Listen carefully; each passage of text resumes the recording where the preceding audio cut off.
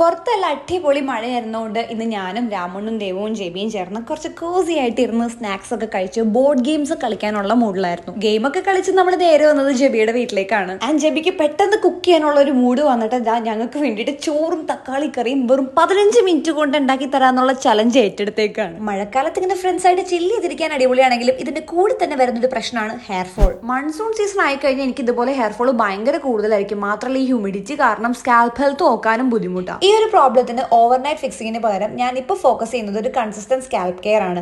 So അതിനായിട്ട് ഞാനിപ്പോൾ ഉപയോഗിക്കുന്നത് ആൽസ് ഗുഡ്നസിന്റെ റോസ്മേരി വാട്ടർ ആണ്. ഇതൊരു light weight non sticky water spray ആണ്. മാത്രമല്ല നമുക്കിത് ഡെയിലി യൂസ് ചെയ്യാം. ആൻഡ് ഇത് യൂസ് ചെയ്യാനും ഭയങ്കര ഈസിയാണ്. എയർ സെക്ഷൻ ചെയ്യുക, ഡയറക്ട്ലി സ്കാൽപ്പിലേക്ക് സ്പ്രേ ചെയ്യുക, മസാജ് ചെയ്യുക. ഇതൊരു 10 to 12 വീക്സ് യൂസ് ചെയ്ത് കഴിഞ്ഞാൽ തന്നെ ഹെയർ ഫോൾ റെഡ്യൂസ് ആകുകയും ഹെയർ കുറച്ച് ഹെൽത്തിയർ ആകുകയും ബേബി ഹെയർസും വരും. ഇതാണ് എനിക്ക് ബിഫോർ ആൻഡ് ആഫ്റ്റർ ഹെയറിൽ വന്ന ചേഞ്ച്. അപ്പോൾ നിങ്ങൾക്കും ഇതുപോലെ ഹെയർ ഫോൾ ഉണ്ടെങ്കിൽ യൂസ് ചെയ്ത് നോക്കുക. പ്രൊഡക്റ്റ് എന്തായാലും പേർപ്പിളിൽ അവൈലബിൾ ആണ്. താഴെ ഞാൻ ടാഗ് ചെയ്തേക്കാം.